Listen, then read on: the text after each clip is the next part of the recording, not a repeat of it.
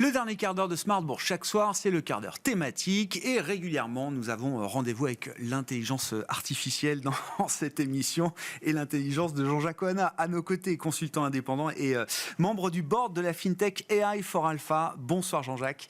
Bonsoir Grégoire. Merci beaucoup d'être avec nous et c'est un peu le thème de notre discussion. Marché, 2 points, que dit l'intelligence artificielle puisque c'est quand même le domaine d'AI for Alpha.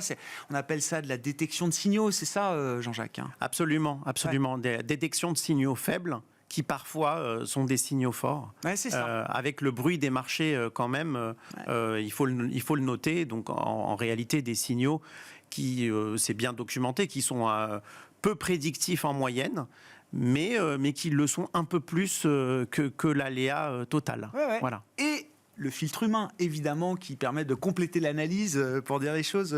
Jean-Jacques, le sujet pour vous, c'est le retour de la macro dans les marchés. Absolument. Alors, il y a une dialectique intéressante à analyser, finalement, depuis plusieurs années. Quand les actions sont très fortes, en général, c'est que la macro est stable. C'est-à-dire qu'on a un environnement de taux d'intérêt, de devises, de matières premières qui est plutôt stable. Et on a des actions qui peuvent s'exprimer. Et à l'inverse, quand l'environnement macroéconomique devient instable, avec des mouvements très forts, soit sur les devises, soit sur les taux d'intérêt, soit les deux, soit sur les matières premières, eh bien, on a des marchés à actions qui sont plus en difficulté. Et on a exactement cette dialectique qui est en train de se jouer depuis quelques semaines, qui est assez intéressante à analyser, c'est-à-dire qu'on avait depuis le début de l'année, finalement, un environnement macroéconomique jusqu'à l'été, qui était à peu près stabilisé, quoi qu'on dise, même s'il y a eu l'alerte sérieuse, on en reparlera, sur le sauvetage de SVB et le sauvetage aussi de Crédit Suisse en Europe. Malgré tout, finalement, les taux d'intérêt étaient à peu près à un niveau stable. On disait que la Fed avait, le consensus c'est que la Fed en avait fini avec ses hausses de taux. L'euro-dollar était stable au cours à 1,10, remarquablement stable, finalement, entre 1,05 et 1,10 depuis le début de l'année. Et finalement, il ne se passait pas grand-chose, hormis les actions, et au sein des actions, le Nasdaq. Pour simplifier, pour caricaturer, mais je dirais qu'il y a eu le luxe en Europe, et chacun pourra trouver d'autres thèmes. Oui. Mais en réalité, le Nasdaq est ce qui est relié au thème du Nasdaq. Voilà, l'intelligence artificielle. Oui. Et puis, ce qui s'est passé, je dirais que depuis finalement le mois de septembre, fin du mois d'août, début de septembre, on a une accélération sur les taux d'intérêt. Ouais. Donc aujourd'hui, par exemple, sur le taux 10 ans américain, on est à 4,70. On était à 3,85 en début d'année. Donc on est quasiment à 100 points de base de hausse sur les taux longs américains. Sur le 30 ans, c'est encore plus élevé. On était à 3,85 encore au mois de juin. Oui, absolument. Voilà, en début d'année, au mois de juin, on était sur ces niveaux-là. Et donc, finalement, ce qu'on voit, c'est que sur les taux d'intérêt américains, ça va très, très vite. Ouais.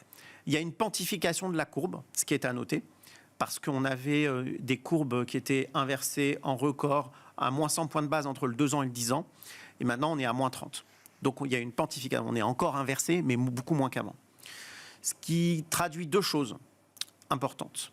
La première chose, c'est que les craintes de récession qu'on pouvait avoir en début d'année ne se sont pas reflétées. En tout cas, elles sont différées. L'économie est plus résiliente que prévu. Et donc, c'est la thématique rates higher for longer, les taux plus élevés pendant plus longtemps, qui a été maintes fois exprimée. Il y a une deuxième raison qui est un peu plus inquiétante. C'est les déficits américains. On est à 6% de déficit aux États-Unis et globalement dans le monde développé, on a des déficits qu'on n'arrive pas tellement à contrôler avec de plus une inflation qui semble persistante. Et donc finalement, on a une sorte de spirale qui est en train de se mettre en place entre des déficits plus élevés, de l'inflation moins contrôlable, en tout cas qui est persistante. Et finalement, c'est aussi la surprise de l'année, c'est en fait on a une inflation qu'on a du mal à faire rebaisser naturellement. Ouais. Le résidu d'inflation, alors il y a une partie de l'inflation qui s'est enlevée, les chocs ont été transitoires en partie pour un bon nombre de prix sur les biens, etc. Mais il y a un résidu d'inflation, vous dites, avec lequel il va falloir apprendre à vivre, quoi. Oui, et d'autre part, finalement, les déficits budgétaires n'arrangent pas, finalement, ne font qu'aggraver cette situation. On pourrait même rajouter une troisième raison, qui est un peu plus politique, mais qui est intéressante à analyser, c'est que les réserves finalement de bons du Trésor international sont en train de baisser, et notamment les ventes de la Chine. Ces facteurs expliquent le fait qu'on a une hausse des taux longs aux États-Unis et pas tellement des taux courts. Non.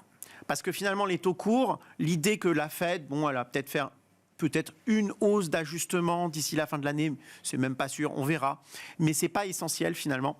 L'essentiel, c'est que finalement, on a une accélération assez dramatique des taux longs et que cette hausse des taux longs, elle reflète aussi une hausse des taux d'intérêt réels. On en avait parlé lors d'une précédente émission. Et donc voilà, finalement, la macro est venue supplanter les actions. La hausse des taux longs, c'est vraiment purement de la macro. Ça a provoqué une onde de choc sur les marchés et qu'on peut voir sous plusieurs formes. La première forme, c'est la hausse du dollar contre à peu près tout. Contre le yen, c'était depuis longtemps, mais pas uniquement. On le voit contre l'euro, contre les devises cycliques aussi, contre les devises émergentes aussi. Et on sait que la hausse du dollar, c'est quand même une diminution de la liquidité globalement dans les marchés financiers internationaux. Deuxième onde de choc, la baisse des matières premières cycliques qui sont corrélées à la hausse du dollar aussi. On le voit sur le cuivre, par exemple, qui a baissé. On le voit aussi sur l'or, qui baisse aussi. Et puis, troisième onde de choc, finalement, c'est la correction des actifs cycliques. Ouais. Alors, qui pour l'instant n'est pas, qu'il faut relativiser, qui n'est pas très significatif. C'est un effritement, quoi, une baisse. On est à 8% de correction par rapport au plus haut atteint pendant l'été, aussi bien aux États-Unis qu'en Europe, c'est pareil. Par exemple, sur le Nasdaq, on est encore à 35% de hausse depuis le début de l'année, ce qui est quand même considérable. Par contre, sur le Russell 2000, les petites capitalisations américaines, on est négatif depuis le début de l'année. Ouais. Sur les actions chinoises, on est à moins 10 depuis le début de l'année.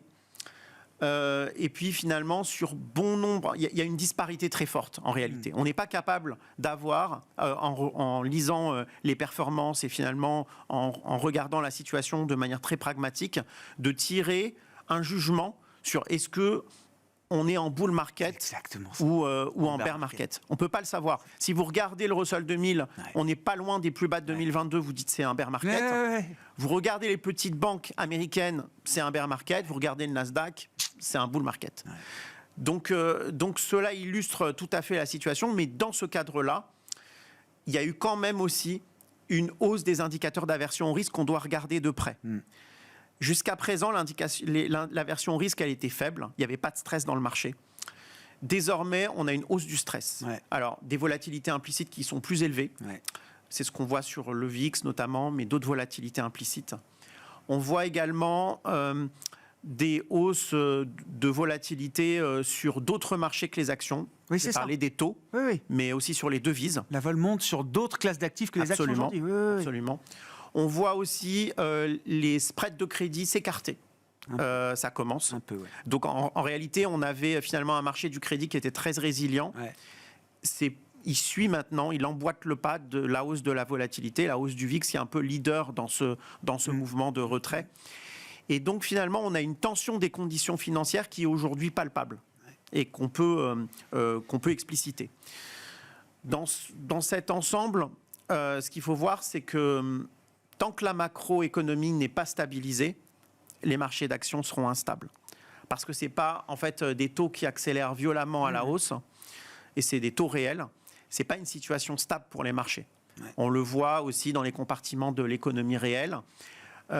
Et paradoxalement, je dirais que finalement, les disparités qu'on voit en bourse et dans l'économie réelle peuvent précipiter,